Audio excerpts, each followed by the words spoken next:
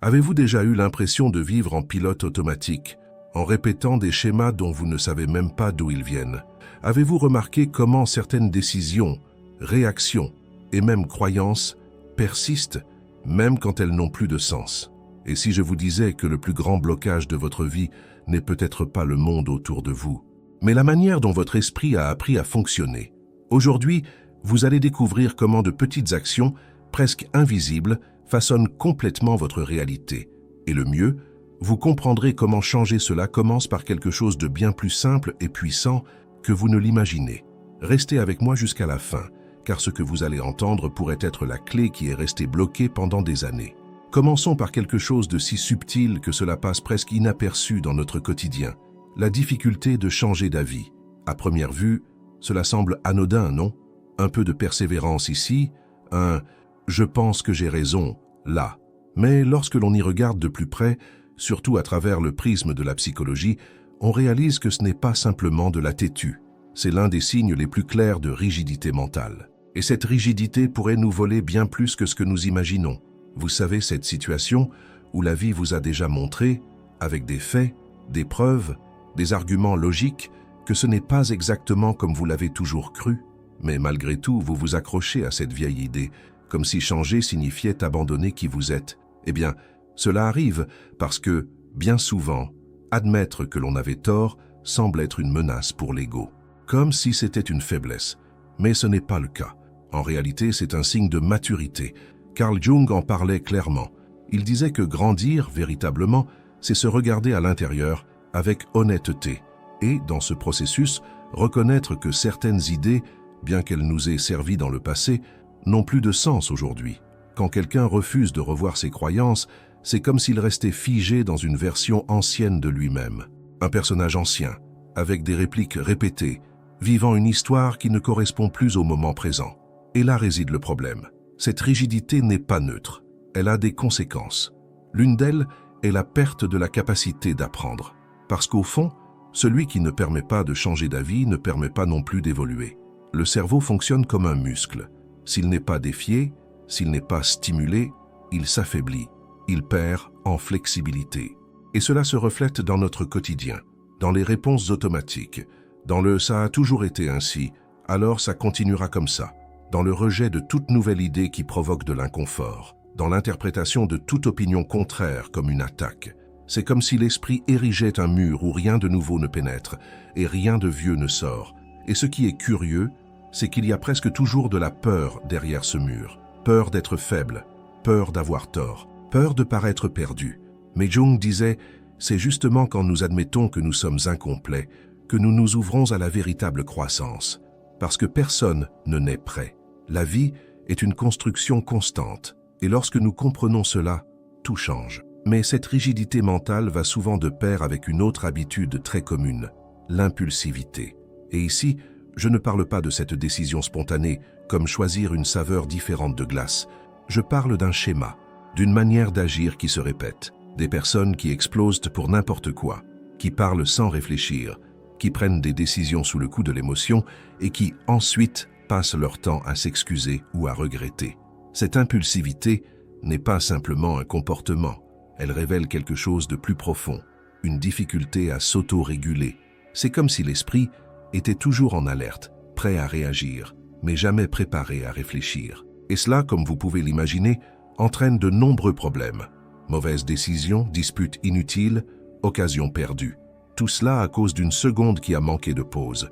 Jung expliquait que, souvent, dans ces réactions impulsives, ce n'est pas notre partie consciente qui est aux commandes. C'est l'ombre, ce côté intérieur où sont enfouies nos peurs, désirs refoulés, colère non résolue. L'impulsivité est, souvent, l'ombre qui prend la parole. Et le plus curieux, certaines personnes confondent cela avec l'authenticité. Elles pensent qu'elles réagissent rapidement parce qu'elles sont sincères, qu'elles ne laissent pas d'insultes passer parce qu'elles sont fortes. Mais ce n'est pas de la force. C'est un manque de contrôle. C'est le pilote automatique qui prend le volant. Et cela peut se manifester dans les choses les plus simples du quotidien, comme répondre sèchement sans raison, abandonner quelque chose simplement parce qu'une irritation survient, prendre des décisions qui nuisent à l'avenir à cause d'un sentiment temporaire. La science a déjà prouvé que ceux qui ne prennent pas un instant pour réfléchir ont plus de difficultés à prendre de bonnes décisions. Et bien sûr, cela devient un cycle, parce que lorsque vous agissez sur impulsion, vous faites des erreurs. Quand vous faites des erreurs, vous vous culpabilisez. Et ensuite, vous réagissez mal à nouveau. Et ainsi de suite. Stimulation, réaction, regret, répétition. Jung disait que ce schéma est un signe que la conscience est encore affaiblie, qu'il manque d'intégration entre les différentes parties de notre être. Nous savons ce que nous voulons, mais nous ne comprenons pas pourquoi nous réagissons comme nous réagissons. C'est comme si quelque chose à l'intérieur de nous tirait les ficelles, sans que nous en soyons conscients. Et voici un autre point, la difficulté d'apprendre de ses propres erreurs. Cela semble évident, non? Tout le monde fait des erreurs, mais tout le monde n'apprend pas. Et là réside l'une des plus grandes différences entre ceux qui évoluent et ceux qui vivent en répétant les mêmes schémas. Certaines personnes s'arrêtent, réfléchissent, observent ce qui s'est passé et essaient de faire différemment. D'autres continuent, comme si rien ne s'était passé, même si le résultat est toujours le même. Cela, en psychologie, est un signe clair que le cerveau ne s'adapte pas. C'est comme utiliser un système obsolète. Vous savez quand vous insistez pour garder un programme plein de bugs, même en sachant qu'il existe une version meilleure? Eh bien, dans ce cas, la mise à jour dépend de votre disposition interne. Jung appelait cela la stagnation psychique. Quand vous répétez la même erreur plusieurs fois, c'est qu'il y a quelque chose dans l'inconscient qui n'a pas encore été mis en lumière. Et le plus inquiétant, vous pouvez même ne pas vous en rendre compte. Vous pouvez croire que c'est juste de la malchance, mais ce n'est pas le cas. Lorsque les mêmes erreurs se répètent, ce n'est pas une coïncidence, c'est un avertissement. C'est la vie qui essaie de vous montrer qu'il existe quelque chose à l'intérieur de vous qui a besoin d'être regardé avec plus de douceur, avec plus de courage. Mais alors vient la peur, parce qu'admettre que l'on s'est trompé demande de l'humilité.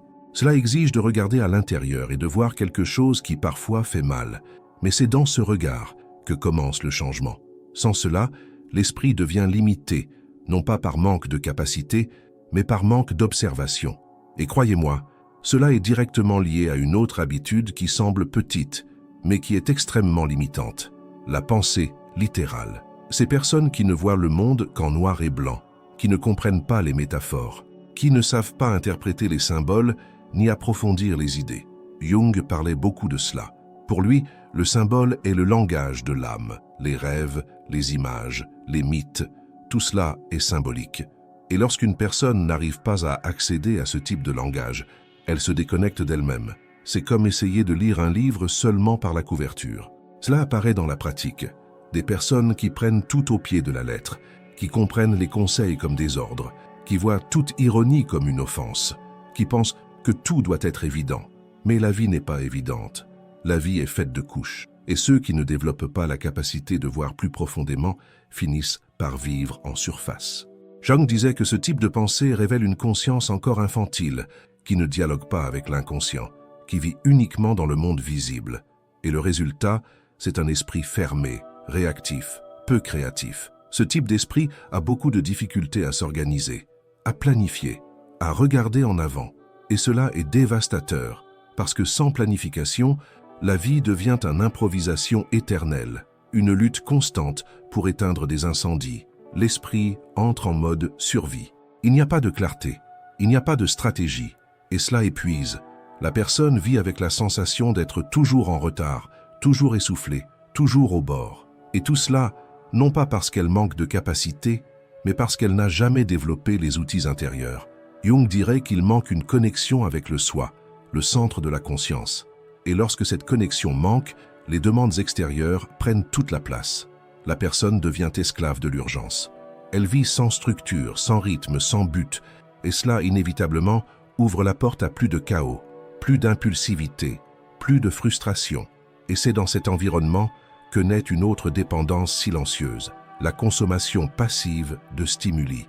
Et quand je parle de consommation passive de stimuli, je ne parle pas de quelque chose que vous devez aller chercher. Non, c'est déjà là, tout le temps, à portée de clic. Réseaux sociaux que vous faites défiler pendant des heures sans vous en rendre compte, vidéos courtes qui changent en secondes, émissions de télévision qui tournent juste pour faire du bruit, musique que l'on écoute sans vraiment les entendre. C'est comme si nous nourrissions notre esprit avec de la nourriture ultra transformée. Cela semble rassasier, mais cela ne nourrit pas. Et le problème est plus profond qu'il n'y paraît. Le cerveau, pour rester en bonne santé, a besoin de défis, de silence, d'espace pour penser. Sauf que lorsqu'il s'habitue à des stimuli rapides et faciles, il commence à perdre le goût de l'effort. L'attention se fragmente, la concentration s'affaiblit et l'esprit se distrait de plus en plus facilement. C'est comme essayer de construire une maison sur du sable, rien ne tient longtemps. En psychologie, cela porte un nom clair, l'attention fragmentée. Un état dans lequel l'esprit ne parvient plus à rester sur une seule tâche, sans chercher, presque automatiquement, le prochain stimulus. Vous commencez un texte et passez déjà au téléphone. Vous commencez une vidéo et pensez déjà à une autre. Vous ouvrez une conversation et oubliez ce que vous alliez dire. Et cette habitude répétée tous les jours érode des capacités mentales plus profondes. L'esprit devient plus superficiel, plus réactif, moins créatif et, bien sûr, plus anxieux. Parce que le cerveau ne trouve jamais de repos véritable, seulement des distractions temporaires. Jung voyait cela comme un symptôme clair de fuite de soi-même. Quand quelqu'un remplit chaque minute avec du bruit extérieur, c'est parce qu'il n'est pas disposé à écouter ce qui est à l'intérieur. Il a peur du silence, peur du vide, peur de ses propres pensées. Mais c'est précisément dans ce silence que réside la clé de la transformation. C'est là que naît la connaissance de soi. C'est là que la conscience s'expand. Et le reflet de tout cela apparaît dans les petits gestes quotidiens. Difficulté à lire un livre entier, incapacité à rester 5 minutes sans toucher au téléphone, ennui immédiat lorsqu'il n'y a pas de stimulation, pensées qui se bousculent, émotions qui à peine arrivent et sont déjà ignorées. L'esprit entre dans un état d'agitation chronique et lorsque cela devient un schéma, la personne commence à éviter toute activité demandant un effort mental. Lire un article plus long, fatigant. Écrire sur soi, épuisant. Méditer, semble impossible. Et alors, on préfère le superficiel, le rapide, le tout près. Même si cela n'apporte aucune croissance, même si cela ne nourrit en rien l'âme. Et c'est là que réside le danger. Un esprit qui ne se défie plus commence à rétrécir. Il cesse de chercher, d'explorer, de créer. Et sans défi, il n'y a pas d'évolution. Cette déconnexion interne ouvre la porte à un autre comportement silencieux, mais extrêmement courant. Suivre les normes sociales sans questionner. Et là, les choses deviennent encore plus profondes. Parce que lorsque l'esprit est surchargé, fragmenté, sans focus, il cherche le chemin le plus facile. Et ce chemin, souvent, est simplement de faire ce que tout le monde fait. Porter ce qui est à la mode. Dire ce qui est socialement accepté. Croire ce que la majorité croit, même si quelque chose à l'intérieur crie que quelque chose ne va pas. Cela porte un nom en psychologie sociale, la conformité automatique. C'est lorsque la personne cesse de réfléchir à ce qu'elle vit. Elle ne choisit pas vraiment, elle s'adapte. Elle ne construit pas son identité, elle la copie. Et le prix de cela? La perte de l'authenticité. Jung disait que nous portons tous un masque social, la persona. C'est normal. Mais le problème, c'est quand ce masque devient le visage. Quand on se confond avec le personnage, la personne commence à vivre pour plaire, pour être acceptée, pour se conformer. Mais, à l'intérieur, elle s'éloigne d'elle-même, elle se vide peu à peu. Et cette répétition apparaît dans plusieurs domaines de la vie. Des personnes qui répètent des opinions entendues chez quelqu'un de populaire, mais qui n'ont jamais pris le temps de réfléchir par elles-mêmes.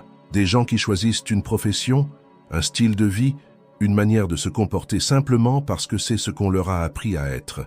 Et le plus grave, lorsqu'arrive le moment de faire un choix véritable, ils se rendent compte qu'ils ne savent plus ce qu'ils veulent. Ils ne savent que ce que l'on attend d'eux.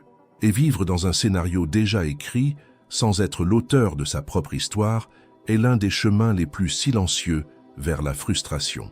Parce qu'au fond, quelque chose en vous sait toujours quand vous ne vivez pas votre vérité. Même si vous essayez d'étouffer, de masquer ou d'ignorer.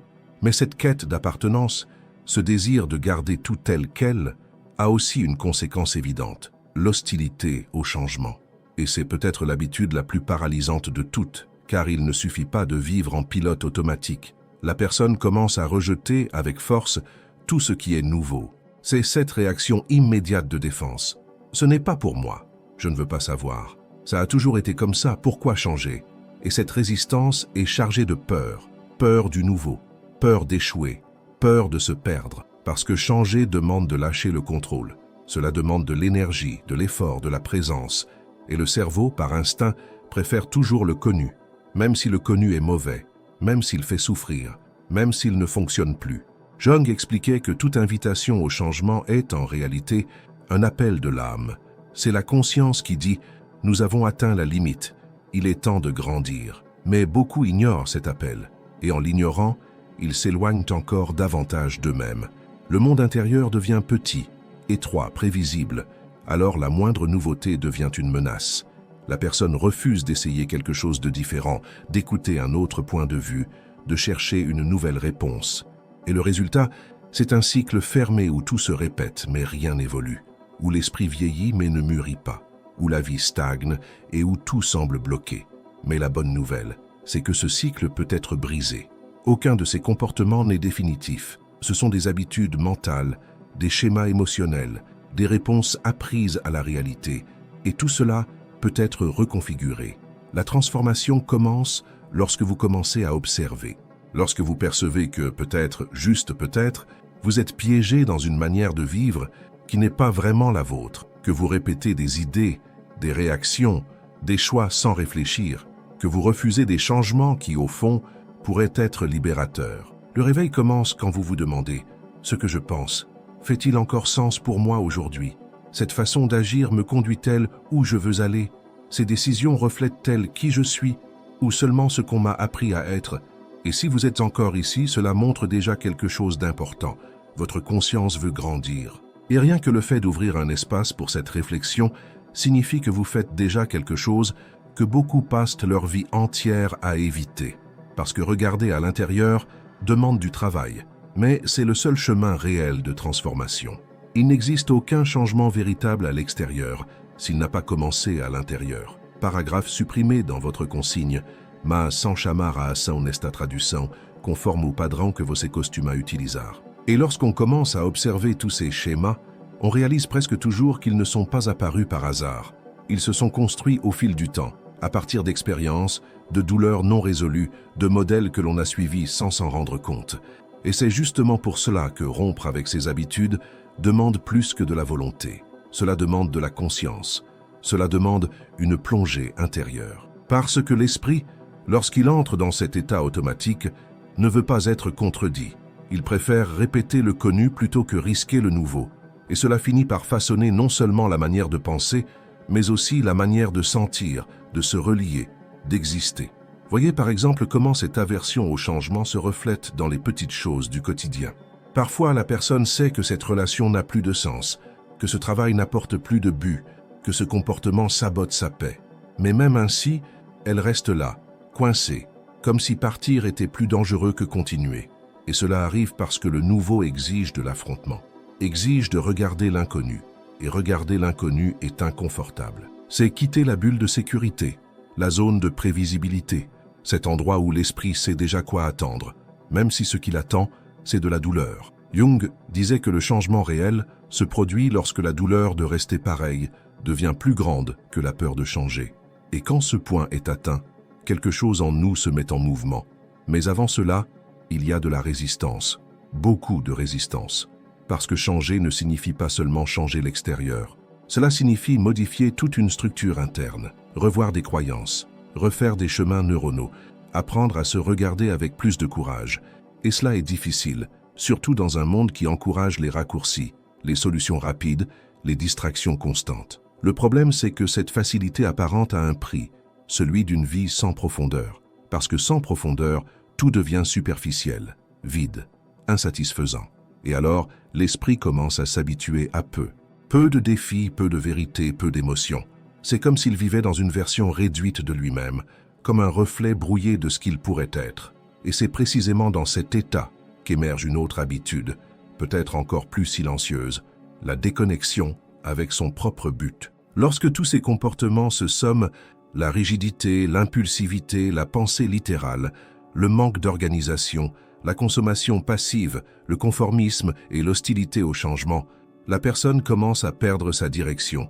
Elle vit, mais sans savoir pourquoi. Elle se réveille, fait ce qu'elle a à faire, remplit ses obligations, mais sans qu'il manque quelque chose. Et ce vide n'est pas anodin. C'est le résultat direct d'une vie non questionnée, non explorée, non vécue avec présence. Et ici, je ne parle pas de grands desseins ni de missions grandioses. Je parle de sens, de se sentir entier dans ce que l'on fait, de percevoir que ces journées ont de la valeur, de sentir que l'on grandit en tant qu'être humain. Lorsque cela se perd, l'âme commence à tomber malade, et l'esprit, sans s'en rendre compte, commence à chercher des compensations. Plus de distractions, plus de consommation, plus d'urgence, plus de précipitation. Mais rien de tout cela ne comble quoi que ce soit. Ce qui comble réellement, c'est se reconnecter. C'est sortir du pilote automatique et se demander « Qu'est-ce qui fait sens pour moi aujourd'hui? Qui suis-je devenu? Et qui puis-je encore être ?» Ce sont des questions simples, mais au pouvoir transformateur immense.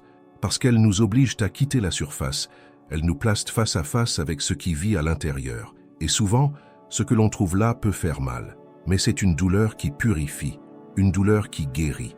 Parce que c'est elle qui montre où se trouve le nœud, où se trouve le blocage, où se trouve le point de bascule.